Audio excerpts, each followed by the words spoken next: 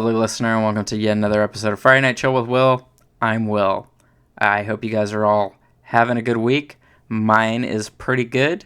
I have an update on some stuff that has been is somewhat relevant to the show. If you guys remember, a few episodes ago, we had Billy from Baca's Collectibles on to talk about the HasLab Omega Prime. Well, that campaign ended with double what their goal was. So, incredible. We got all the tiers unlocked for the thing. And I was just charged the $290 for it from Hasbro Pulse because the campaign's over. But it's done. And I'm honestly not as broke as I thought I would be after it. My finances have been surprising me this month. And I'm trying to think if I'm missing something. But I haven't. I've actually been ahead on bills this month. So I'm not really going to question it. I'm going to assume the leap day, had something to do with that. And I'm just going to move on and be happy that I bought it. Because I won't be getting it until late summer, early fall of next year. So, so that's fun. But yeah, other than that, what's been going on? Not much else. We are preparing for my sister's birthday on Monday. I'm going into work early today. Well, the day you're listening to this, hopefully, if you're catching this right when it goes up on Friday. Going into work a little bit early because my stepdad should be coming into town to spend the weekend, and that'll be cool. So we're all going to, have some little family time over the weekend. So that should be fun. But anywho, enough about me. Let's talk about me some more. So tonight we're going. I guess we're getting political, and this is more so just because it's just been kind of on my mind, and I really want to talk about this with someone, but I don't really have anyone to talk about it with, so. That's what you guys are for. I have a podcast, so might as well use it for stuff I want to talk about. So now specifically with politics, we're going to be speaking about the American, presidential election, obviously, because that just gets the most focus pretty much everywhere. It seems like all over the world, but maybe that's just America being egocentric. But anyway. I want to talk about the election and sort of my issues with politics right now and just kind of my thought processes going into everything. So we just finished up the primaries in California last week. Yeah, I think it was the 5th was the primaries. So I've been doing the mail-in ballot pretty consistently since 2020, and there's really no issue with it. I mean, my situation is a little bit different from other states because, I live in Southern California, so voting rights aren't being attacked super harshly here. That doesn't mean they aren't, though. So I'm registered as a libertarian. And I know some of you are getting ready to put some red flags. Let me explain. let me explain, okay? So, when I registered to vote when I was 18, it was the first thing I did when I turned 18 because I was super excited to do that. Because I was super involved in church. And so I was super into politics growing up. Super into politics. That's being generous with that terming. In fact, if you want to know just how cringe I was when it came to politics, the very first high school theater production I went to, I wore a handmade shirt telling people to vote yes on Prop 8, which, if you're unfamiliar with what Prop 8 was, it was a proposition in California at around 2008 or 9 that was... if you voted yes on it, it would keep same-sex marriage illegal. I think is what that was. Yeah. So, yeah, my very first high school theater production I went to, I wore a handmade shirt of that. I actually wore that shirt to school all day. And you know what? It wasn't even like me writing with marker on a plain t-shirt. It was a piece of paper that I wrote the thing on, the little design, whatever the fuck. I said yes on Prop 8, right? And then I fucking electric taped that shit to my shirt. Yeah, that was a time. I was wilding out when I was younger. So, and that was like before I could vote. So I guess you guys can already see where I'm going. So when it came time to vote, when I turned 18, which was around 2012, 11, what year was I born?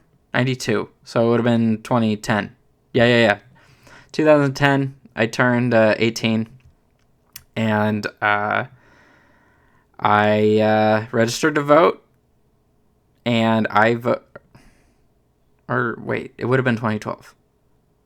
Whatever.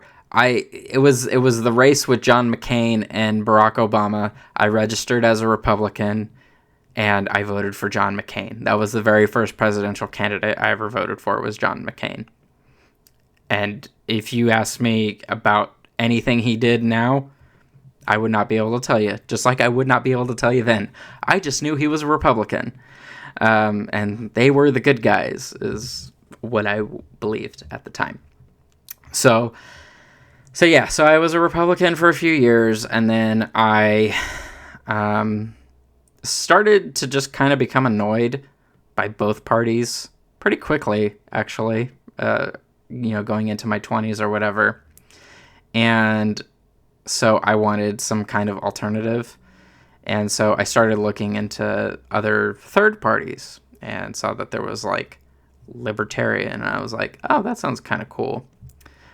Because at the time I was still in the closet, and so I was still leaning very conservatively in a lot of ideologies, and so Libertarian seemed like kind of a happy medium at the time. It seemed that way, and so I was like that for a while. So I eventually changed my a party affiliation to Libertarian, probably in 2016, maybe. Yeah, I think it was 2016, because in the 2016 election, I ended up voting for the Libertarian candidate, who was Gary Johnson. And, I've learned quite a bit about politics since then.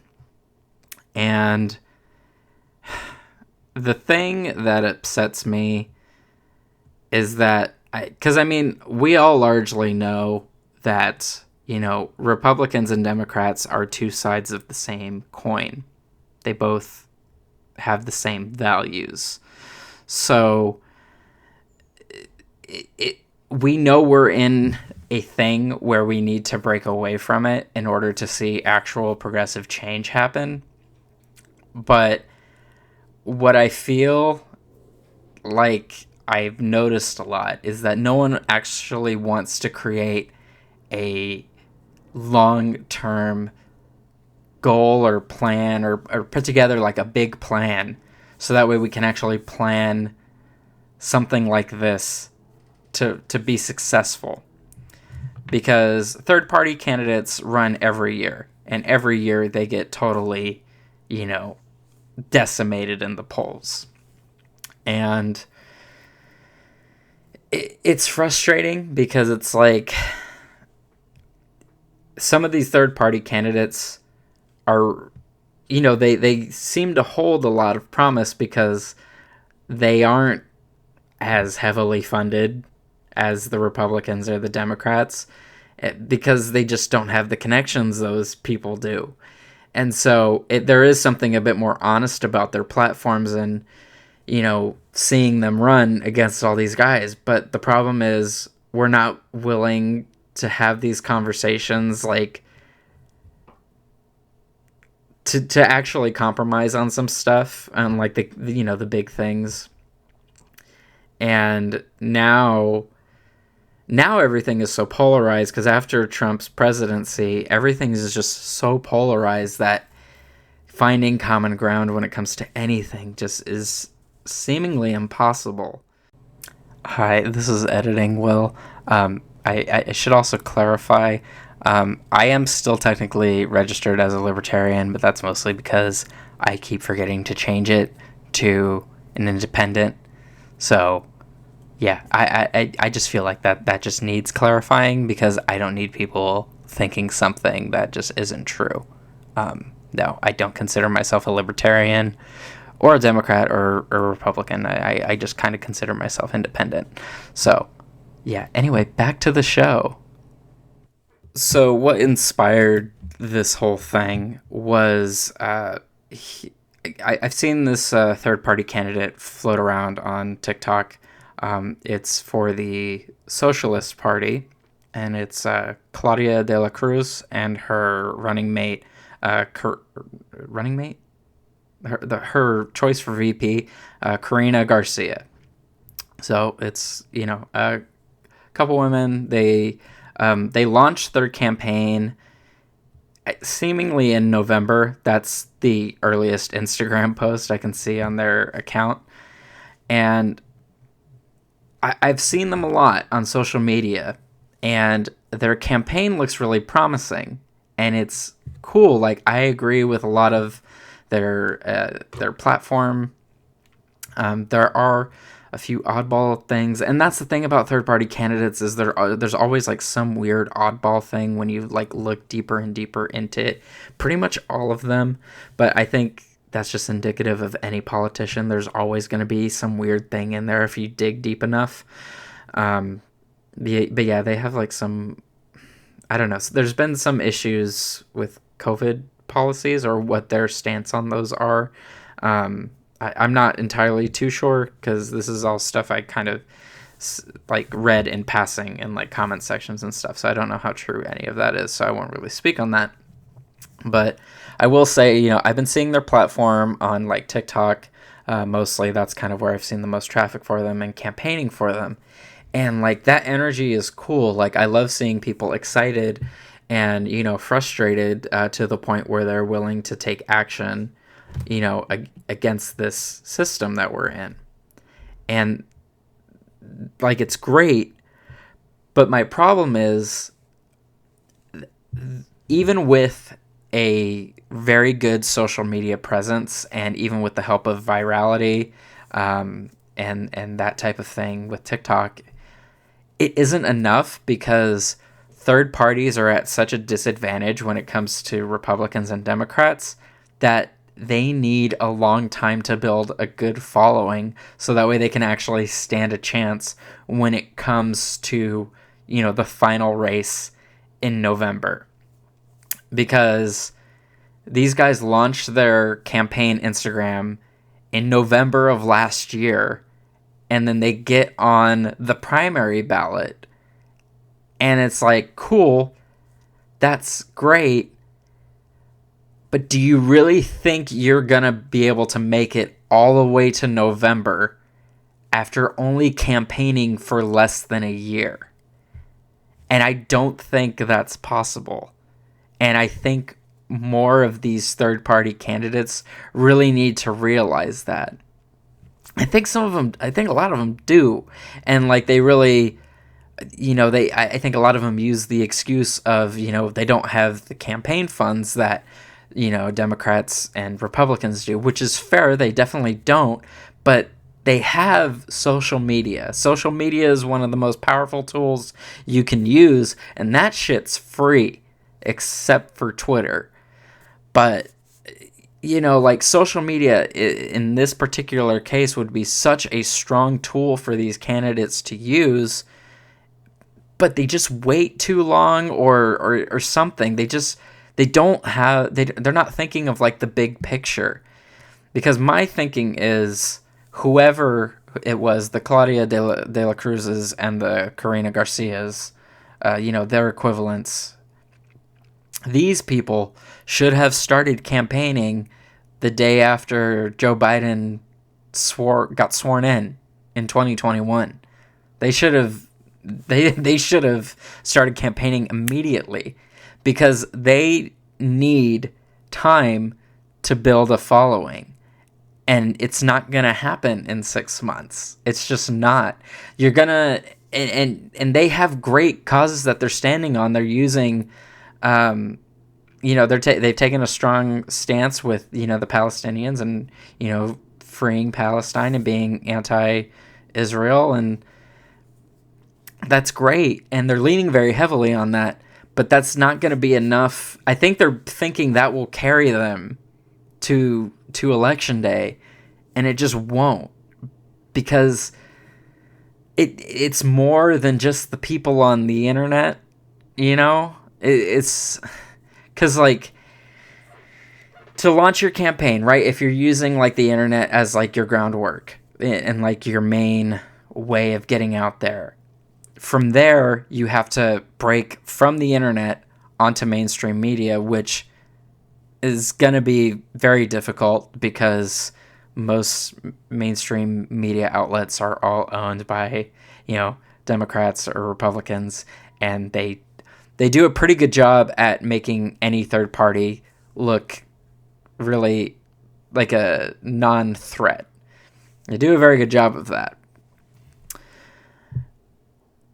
But I don't know, there needs to be a bigger push over a longer period of time, because if you spend years, promoting your campaign, you can actually build a decent following.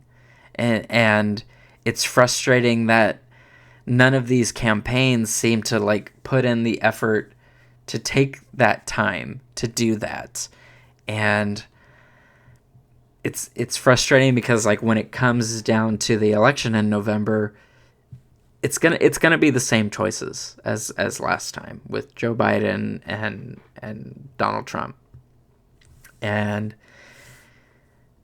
in the primaries, I did the whole uncommitted thing, because the primaries are where you can kind of fuck around with some of the numbers, so that way you can kind of scare some of the Democrats or whoever you are trying to vote for into, like, doing what you want them to do, because typically these people will bend over backwards to try and get a vote, but that doesn't even seem to be the case anymore, because the alignments between the parties, like, just seem, I don't know, they just seem so similar or whatever, and like they seem like they're trying to cater to the same people. Like, even the Democrats are trying to appeal to the Trump heads, so that way, they can stay doing their thing. And it's just,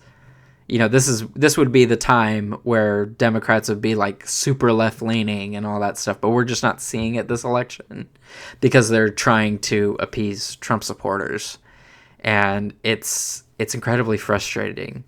And it's quite scary as a queer person.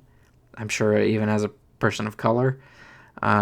Just the thought of a second Trump presidency is insane, after everything that happened in those 4 years. But ultimately, when it comes down to it in November, I'm gonna be voting for Joe Biden again, because I don't like him. Like, I don't like either of them. I don't think either of them should be running for president. I just don't think they should be. And it's insane that we are having this rematch. It's actually insane to me. I'm going to be voting for him again, but I don't want to. I don't want to, but it's just a thing. I would rather have him for 4 more years than Donald Trump ever getting a chance to be in the White House ever again. Like, that possibility just outweighs, and I understand that's, like, a strong, I understand because Joe Biden is being a monster, dude. Like, he is supporting an entire genocide happening. Like, neither of these guys are great at all. Like, both of them are just evil politicians at the end of the day, and it sucks to be in this position. But I don't think anyone's willing enough to play the long game with these campaigns.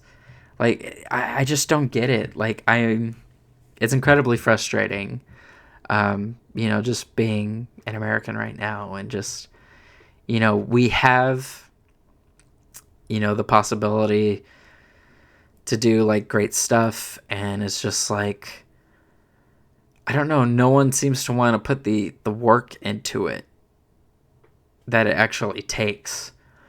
And so I think the least we can do when November comes around again and it's time to vote, vote for Joe Biden or whatever. I'm not telling you who to vote, but I'm gonna vote for Joe Biden. That's me telling you who I'm voting for. I'm voting for Joe Biden, but I've come to realize like the importance of like local elections, because local elections, the thing is, we focus in America so hard on the presidency that like we let everything else just kind of slide under the radar. So when it comes time to elect all these people who have more of a direct impact on our everyday life, which it would be like, your city mayor or sheriff, deputy, whatever the fuck. There's a sheriff position that you can vote for. And then, different judges and whatnot. Those people have more of a direct impact on your everyday life rather than the presidency. Because, obviously the president's role is important, but in terms of what is happening in your day-to-day life, that's more so largely affected by local government. And so I think it's very important that in the overwhelming, information dump that is politics, that you try and pay attention to the stuff happening at the local level at the very least, because guys, I'm gonna be honest, like, all of it is very overwhelming. It's impossible to be well informed on every single thing happening in politics. You're never gonna know all of the things, or know if any of the things you're voting on are right, or the persons you're voting for are right. You just don't know. And you just gotta kind of go with your gut, and just trust yourself and trust the research that you've done, and just figure it out from there. And also, I don't think enough people know this. Like, if you don't know who to vote for on when it comes to election time, you can leave you can leave some of them blank. You never have to fill out a ballot completely. You can just kind of vote for who you want, and that can be it.